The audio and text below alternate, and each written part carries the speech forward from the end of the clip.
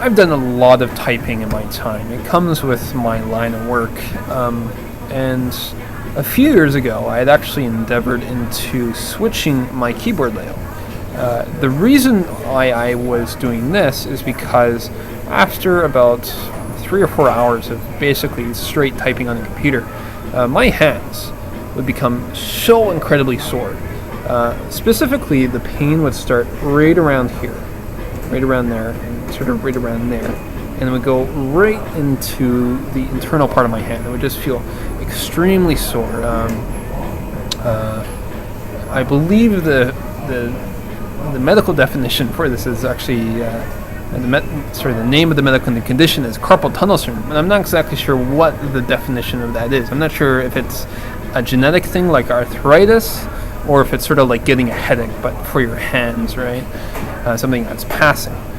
But nonetheless, I had it extremely painful, and it sometimes would be so bad that after a day of typing, I would not be able to type comfortably until the next day. And so, taking a very pragmatic approach to the situation, I said, well, I'm probably going to be typing for the rest of my life. So, I ought to look into keyboard layouts, and specifically, which one should I be using? Which one? Is there any better keyboard layout out there than QWERTY? And so, I'll look into this into the next part. So I'm actually going to go over 3 keyboard layouts. I mentioned QWERTY, and QWERTY is the one that everyone is familiar with. And if you don't understand why it's called QWERTY, it's just look at this: QWERTY. And I got a burp. QWERTY, QWERTY. And QWERTY is what is installed on 99.9% of the computers out there. And it's a little bit strange why, for anyone that doesn't know, I'm sure everyone at one point has asked the question, says, why is it QWERTY? Why is it not A, B, C, D, E, F, G? Why is it QWERTY? It seems very random, right? And, you might say, well, maybe that was just the best way to, they put the least common letters, Q out there and Z down here. And they put the more common letters, like A and S, like over here. But that doesn't explain why J is right there. J is one of the least commonly, and for anyone who's played Scrabble, J is worth 8 points, which means it's you use it in like no like sentences, and maybe proper names. You use it, like a little bit more than anything else, but it's certainly not enough to justify. Why don't you put E down there, right? Instead of E, like up here, right? And so the reason why QWERTY was designed, at least as far as I know, I think there's a little bit of debate, a little bit of controversy. It's not quite clear, but the explanation that I have it makes sense to me, is that QWERTY was designed during an era of typewriters. If anyone's ever used a typewriter is just like a keyboard, except that obviously it's not digital, so they have to manually put the letters in. So what you have is a bunch of little claws and little prongs, and on the tip of each claw you had this glyph. You'd have that glyph representing a letter, so you'd have the letter S at the end and be like pointed out, right? And whenever you'd press a letter on the keys, the keyboard, it would mechanically push that prong up, and that prong would hit a strip of like ink. It'd be like a strip of linen with that ink, smudged on it, right? And then it would push that, and then it would push through the ribbon and onto the paper, and it would leave an imprint of the letter. And then the paper that it would push it on, it would shift over, just one, right? So if you ever watch people in old movies, it would go, and then the guy would, take his hand and go, chink, and go next line, and it goes ka-chink. So, and generally, actually, when people type, they didn't type with all their fingers. They, if you look at them, they actually type like this, with finger pecking, or I think it was chicken pecking or something like that. I don't know what I don't remember what the term is, but so as you can imagine, if you typed really fast on a typewriter, you would get issues like this. And then eventually you get one of these. So you type 2 letters at the same time, and the two prongs would come together and they would get stuck because you can't type 2 things at the same time because the paper has to shift over one, right? So it only has one space for one. So prongs would get stuck, and then you would have to take your fingers and you have to pull them back out together and start over again. You might have to put some white on there. I used a typewriter when I was younger. I could not stand it rather right. So, but yeah. So that was really the consideration. And if you think about it, if you had common letters like really close to each other, like I guess the worst example on this one would be ER, because ER, they commonly go together, right? But if you had like IN, right? So ING, IN, if they were close together, they'd go like this, chink, and they'd be really like a lot more friction up against each other, right? And so it'd be harder to pull them apart, or it'd be more likely that they would not pull apart automatically. So, but if they're sort of spaced out like this, then they'd go like chink. It'd be a little bit easier for them to correct itself, right?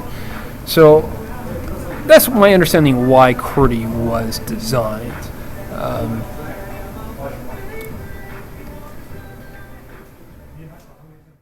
So probably the second most well-known keyboard layout out there is Dvorak. And Dvorak was a keyboard layout that's probably as old. It could even be a little bit older than QWERTY. That was actually designed to be quick and efficient, right? So QWERTY was designed so keyboards would not jam, right? And Dvorak was designed so you type faster, right? And it took a very much more pragmatic approach, and you can see that right away. I mean, just look at this: A, O, E, U, I, D, H, T, and S. Where's the J?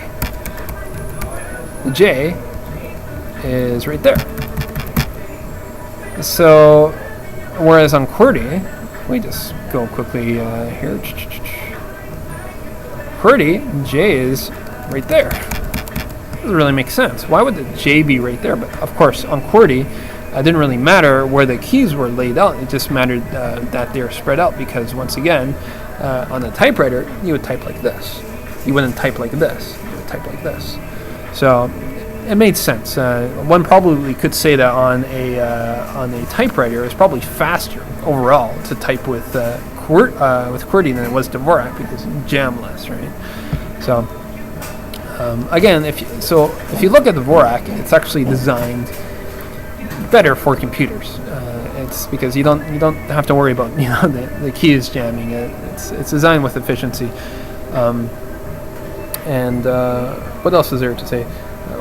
One interesting tidbit is actually that Apple used to sell QWERTY label. I think whether like Apple IIs or one of their Macintoshes, whatever. They actually used to sell them with an optional Dvorak keyboard layout, which I think is pretty cool. But it's usually the alternative people tell you to go to. But there's actually one more alternative keyboard layout out there, and we'll be talking about. We'll be comparing that one to this one as the alternative that you want to look into. So the final keyboard layout that we're going to look at is called Comac. Let's get my face back up there. So Comac I think it was designed in 2005, 2004, 2000. Designed in the new millennium, right? So it's not very old, and it was actually designed with computers in mind. And it has a bit of a different philosophy than Dvorak, but it's essentially the same thing. It's not designed, so keyboards won't break. It's designed to be efficient. So as you can see again, I should really do this so that it doesn't happen again. All right, so as you can see here, ARSTDHNEIO. And actually what you notice here is that it kind of extends farther on the home row than Dvorak does. And the other thing you notice is that, look at that. What's that? That's a backspace. I mean, unless you're using SQL, heavily, you really don't need the caps lock. I have not missed the caps lock, and I actually use a Postgre SQL, or however you say that. So it really sort of emphasizes home realm. And what distinguishes Comac is that it wanted to make sure that it kept compatibility with computers of today. So the one thing, what I mean by that is, if you actually look at Dvorak here, if you're going to be using a computer with Dvorak and you had to go control undo, right? So that's not control Z. Where is undo? So that's how you would do undo on Dvorak, right? Then you would have to go control copy. Well, that's not going to control copy. That would be control. I don't know what J does. So you'd have to find the C here. Where is it? I've never actually used Dvorak, right? So that would be control copy. Where's control cut? Control cut would be right here. And where's control paste? Control paste would be right there. So it's odd places, right?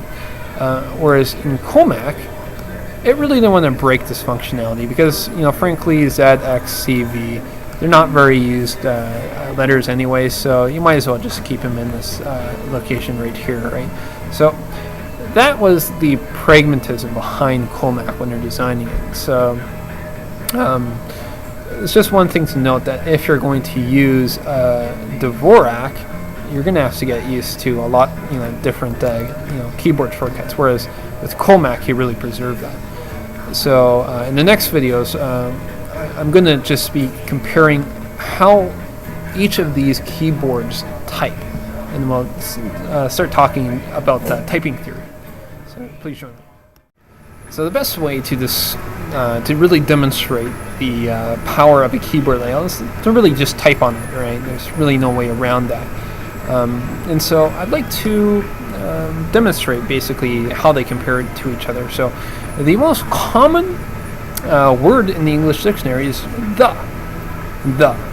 And to actually, let's just demonstrate a little bit more. We'll actually use these. I think that's these. The word these is like the 30th most common word in the English dictionary, or English language, whatever. So yeah. So let us start off with QWERTY here. Let's go over here. So these. Again, look at that pattern. It's very zigzaggy, right? So zig, zag, zig, zag, right? What's another common word is because. So BECAUSE. That's kind of hard to really appreciate, but that's a very awkward but very common word to type out. Yes, it's kind of a lot of just sort of finger kung fu, and it's very spread out it's very heavily reliant on your left hand. So yeah, that's these because. Now, a very interesting contrast is Dvorak. So let's switch here to Dvorak. Now, these is actually very intuitive because it's mostly on home row. So THESE. So right hand, left hand, right hand, left hand. Right? These, and let's do because. So that would be right hand, left hand, right hand, left hand, right hand, left hand, right? These and because. Again, with Dvorak here, it's all about alternating hands, right? And so it'd probably be very good if you're a pianist. You might do better on Dvorak, right? Again, you also have to take into consideration that you lose all your keyboard shortcuts. But if you're like a court typist or something like that, and speed is the number one key, I can imagine that Dvorak might be better, a little bit better than Colmac. So, speaking of Colmac, let us look at Colmac now. All right, so these. So the. It's a roll. It's a finger roll. These. All right, and now let's try because. So B-E-C-A-U-S-E. So because is a little bit spread on here, but because I'm actually really good at Colmac, I guess let's start typing out some random words here, and you can really get an appreciation for how it base. I shouldn't really do that. I should be using that. That's always the hardest thing for me to get used to. I'm so used to using backspace, but I shouldn't be using. That is because I am the greatest person on earth. For some reason, it's better to close my eyes and type. I am actually not really even typing at the fastest pace. Usually when you type like on the chat room, it's already inside your head and you actually type a lot faster. So my typing speed on QWERTY was about 50 or 60, and I've been using it for years and years, my whole life, right? My typing speed top now on Colmac is up to 80. I might be able to hit 90 if I'm really in one of those typing panics or something like that. It'd be very hard to hit 100, but definitely 80. It's not too challenging for me to hit. So I improved on my speed, but again, if you look at how Colmac types, it's a lot of finger rolling. So ing, the, the. Again, compare that to QWERTY. The. That's not a roll. The. ing. That's not a roll. I mean, so it really helps you appreciate these languages. So, yeah, I guess that's really pretty much the crux of my video. I think I should really go into how long it actually took me to make the switch. So I guess I'll make that video next. In conclusion, you have 3 considerations to make in regards to switching to a different keyboard layout. So 1, if you have carpal tunnel syndrome, you want to switch to a different keyboard layout. I can definitely vouch for Colmac. I can't vouch for Dvorak, although I'm sure it's more comfortable. I've just never typed with it. You're going to have to ask someone who's used Dvorak themselves to give you their recommendations. But, again, no pains using Colmac whatsoever. Feels comfortable. I can type all day. So, number 2. If you want to become a touch typist and you're not a touch typist, then you want to make a switch. And just to make sure you understand this, is that if you're going to switch to a different keyboard layout and if you want to become a touch typist as a result, when you make the switch, do not take the keys on your keyboard and switch them around to match the new layout, right? Leave them as it is. Leave your keyboard looking like QWERTY. Because if you do it otherwise, you'll be encouraged to look at the keys, and you'll be looking at the keys and not at the screen, and so you will learn improperly. It will take longer, but you will learn properly, and you become a touch typist that way, and you become a faster typist as a result. I'm not sure if I mentioned it, I don't remember, but with Colmac, I went from with QWERTY, I had a maximum typing speed of 60 words per minute. With Colmac, I have a maximum typing speed of 80. A modest improvement, modest improvement, but an improvement nonetheless. And frankly, my fingers don't hurt, and yeah, it's great. And the third consideration is if you want to become a faster typist. Like I already said, from 60 to 80, it worked. Yeah. One thing that you can consider is, because you're making the switch anyways. If you're planning to become a programmer, there's actually programming versions of the keyboard layouts. There's some for QWERTY as well, but they will actually like rearrange it. That's one thing I've been meaning to look into, because I really don't need all these strange glyphs, here and stuff like that. So I'm thinking I might try to remap it. But yeah, and then the other thing you should consider is that if you're going to make the choice between QWERTY and Dvorak, just remember, Comac, retains most of the keys. Or not most of the keys, it retains a lot more keys than Dvorak does. So if you're making the switch, this is QWERTY, right? QWERTY. Okay. How does that compare to Dvorak? So if you look here, where is it? It's right here. There's not many letters that are actually preserved here. I think A is probably the only one, right?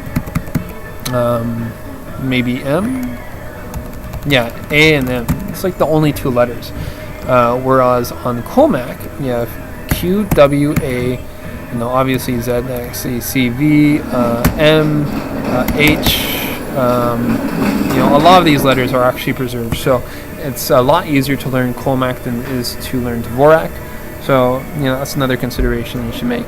Like I said, you might want to consider doing Dvorak if your main thing is just typing as fast as you can. I'd suggest learning Dvorak in that case. Maybe. I've heard some people say Comac's faster anyways, but again, that's a consideration you should make. And I guess one final thing to say is that if you make the keyboard switch, it's actually kind of a funny sort of security feature. I've, occasionally someone says, hey, can I, use your computer to, look up a YouTube video or something like that. And then, I'll be like, okay, sure, go ahead. And I'll start typing, and then it'll be like, what's going on, right? And then I say, oh, that's right, because I use a different keyboard layout. So it's kind of funny. So if someone never steals your laptop, they're not going to be able to know how to use it. If someone steals your password, they're going to, look on your keys like, oh, it's using all these keys, and it's not going to work, right? So, yeah. I highly recommend if you're a long-term thinker. I guess the other thing I should say is that it'll take you about 2 weeks to be comfortably fast. It will take you a month to retain your speed.